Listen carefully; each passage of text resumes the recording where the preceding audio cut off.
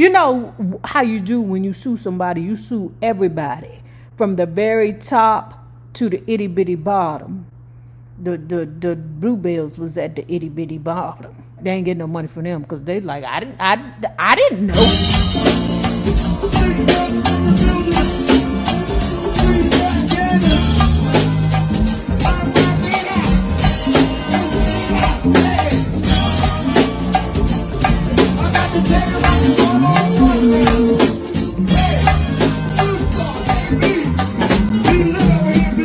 Guy is looking to sign a girl group, Mo told us. And guess who I recommended? The audition was set. It was incredible. Our time had come. The name of the record company president, Harold B. Robinson. This had to be some kind of joke. Practically everyone in Philly knew who he was. It was hard not to. His ads were all over the place. But he wasn't selling records, he was selling cars. Harold B. Robinson was a big wheeler dealer, all right. He owned a couple of Chrysler Plymouth showrooms in the city. Do you know what a Chrysler Plymouth is? I'm sure you don't, because they don't do Plymouths no more. But Plymouth used to be a car brand. It is just as old as Oldsmobile and Lincoln. But don't nobody drive the Plymouths no more. What happened to the Plymouth, y'all? What happened to the Pontiac? What happened to those cars, y'all? He owned a couple of Chrysler Plymouth showrooms in the city. So what did a car salesman have to do with making music? Mo explained it all. Robinson was this rich white man who loved black music. Child, don't they all? That's right, Lulu. He had formed 2 record labels, Newtown and BluBelle, and built a 2-track recording studio in one of his showrooms where he could audition acts before signing them and promoting their records. He had some of the most talented people in Philly working for him, like Bobby Martin, a multi-talented producer, arranger. Mo had the inside track with Bobby. After all, Mo had gained a lot of respect in the business that year when he wrote the top 40 single, Cry Baby Cry, for the Angels, the girl group most famous for their #1 smash, My Boyfriend's Back. My boyfriend's back and you're gonna be in trouble. Hey now, my boyfriend's back. What did he do? What the fuck did what did the ninja do? When Mo spoke, people listened.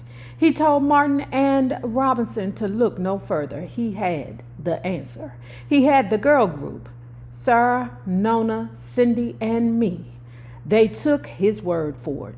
Of course, Mo wanted to make sure he kept his word, especially with Bobby Martin, the producer who would audition us. Child, this whole situation is a great big goop. Hold on. When Harold B. Robinson appeared, introductions were made all around. He was happy, excited, smiling until Mo pointed me out as the lead singer. Now, she's told this story several times before. This goes to show Patti LaBelle's strength, because a lot of people would have absorbed this and went the other way. She kept striving forward, because what you're not going to do is keep telling me I'm ugly. But the dude looked at Patti. That's the lead singer? Oh my God, you can't sell that. She's too black. She ain't attractive. There's no way this dark-skinned, unattractive girl as the lead singer is going to sell records. No, send her back to the hell she came from. It's 2 people in life who take their tragedies and turn them into triumphs, thumps, and then those people that take their tragedies and succumb to their tragedies. And it all has to do with mental stability, you know.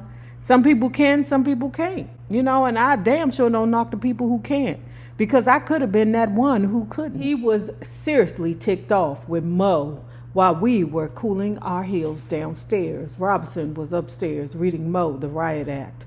Why was Mo wasting his time? Had he lost his mind? Didn't he know this wouldn't work? There was no way he was going to sign us. That lead singer, he told Mo, she too dark and too plain. And everybody knew that a plain black girl couldn't sell records. Mo didn't have the heart to come back downstairs and tell us our audition was over before it even began. He asked Robinson if we could at least do one number since we had taken the time to come in. Robinson told him to do what he wanted, but it would be a cold day in hell before he signed us. At the time, I remembered wondering why Mo came back alone, but I was so pumped I didn't dwell on it. I was ready to wail. Mo whispered something to Bobby, and Bobby put on a record of the song he wanted us to sing. I sold my heart to the junkman. I knew it right away. The song had been around since the 40s.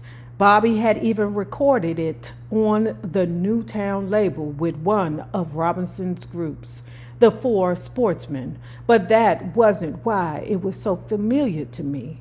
Lately, I had been hearing it on the radio. It had just been released by a girl group and was getting a lot of airplay. The song was strong, just our style, tailor-made for Sarah, Nona, Cindy, and me. The beat was kicking. The harmony was smooth. The chorus was sharp. The lead singer even sounded a little bit like me. Girl, it's a goop coming. Pay attention, girl. It's before my 18th birthday on April 8th, 1962. Sarah, Nona, Cindy, and I signed our first recording contract with the BluBelles record company. Actually, because we were still minors, our mothers had to sign the contract too. There were other changes. Along with the record deal, Robinson gave us something else, a new name. From then on, we would be called the BluBelles. He would later have a hand in renaming me too. Robinson thought the name Patsy Holt wasn't exciting enough to front a group. After he talked it over with Bobby, Robinson rechristened me Labelle. In French, it means the beautiful. Ain't life funny? He looked at my face and thought dark and plain. He listened to my voice and thought something completely different. A man who had staked his reputation on face value was forced to take a deeper look. The man who rejected me on sight became the one to name me the beautiful. Many artists spend years in the recording studio before they turn out a single hit record. I had my first million-selling hit before I even laid down a single track. The story behind the record is a behind-the-scene look at the sleazy, seedy, shady side of the business and the way black artists were manipulated and exploited in the early days. When we signed with BluBelles Records, Sarah, Nona, Cindy, and I thought we were the lucky ones. We had no idea just what a lucky break the deal was for Harold B. Robinson. I had assumed he renamed us the BluBelles after his record label. I assumed wrong. Years later, I would discover the real deal. Bobby and Mo helped me put the pieces of the puzzle together. Robinson desperately needed a girl group to promote his record. I sold my heart to the junkman. The song we sang at our audition, that song was already on the air, rapidly climbing both the pop and R&B charts. Now, this story, before we get into it, child, is very similar to the Shalimar. Because remember, Take That to the Bank? Take that to the bank. The dude who was the original singer of Shalimar was like, I don't like this. You ain't paying me my money. Where is my money, sir? Okay, so he quit. What's the name? Howard Hewitt had to jump in and pretend that he was the original singer of Take That to the Bank, child. And the only person that was going to the bank was the dude who made the song. Once we became the BluBelles, Robinson had the group he needed to promote Junkman. I never questioned it since he was acting as if he owned all rights to the record. And no time was wasted getting us out there. Remember, they was having dreams of Dickety Clarkety's American Bandstand. They was on there singing, but they was lip singing to the Junkman Stole My Heart. And remember, Patti had said that the lead singer sounded a lot like her. We lip synced I Sold My Heart to the Junkman, and instantly all across the nation, Sarah, Nona, Cindy, and Patti became the faces behind the song, the voices behind the music, the girls behind the group. We were the BluBelles, the artists who sang Junkman. That's what everyone who saw the show would believe. That's what Harold B. Robinson wanted them to believe. But hundreds of miles away in a Chicago living room sat a black woman who knew better. And she was watching the show, the American Bandstand, watching them girls lip sync to her song. That's my song. Robinson knew what the lady in Chicago knew, and what we couldn't possibly have known. In December of 1961, Robinson had the Starlets, a teenage quintet from Chicago, record Junkman for his Newtown label. The Starlets had been in Philly promoting their hit single, Better Tell Him No, when Robinson signed them to a 6-month contract. But there was a problem. The group already had a contract, an exclusive contract, with Chicago's Pam Records. As I understand it, the Starlets weren't making a lot of money, even though Better Tell Him No was a top 40 release, and they were opening for some of the biggest stars around.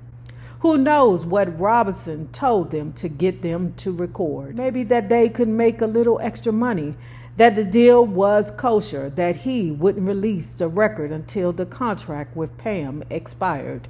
Whatever he said, he convinced them. So now you got the song, The Junkman, all over the goddamn radio, spinning. People like it. But the girls, the Starlets, was like, F it then, we ain't making no money anyway. We need to go back to Chicago with Pam. See you, Philly. Now, if the song had flopped, like the single You Better Move On, which the Starlets also recorded, but which was released under the name of the BluBelles, there probably never would have been a problem. Then again, there probably never would have been any BluBelles either. But it didn't flop. It was a smash, a top 20 hit on both the pop and R&B charts. Of course, that meant there was lots of money being made. But apparently the only one making it was Harold B. Robinson. And that's where the problem started. Okay. You know how you do when you sue somebody, you sue everybody. From the very top to the itty bitty bottom. The BluBelles was at the itty bitty bottom.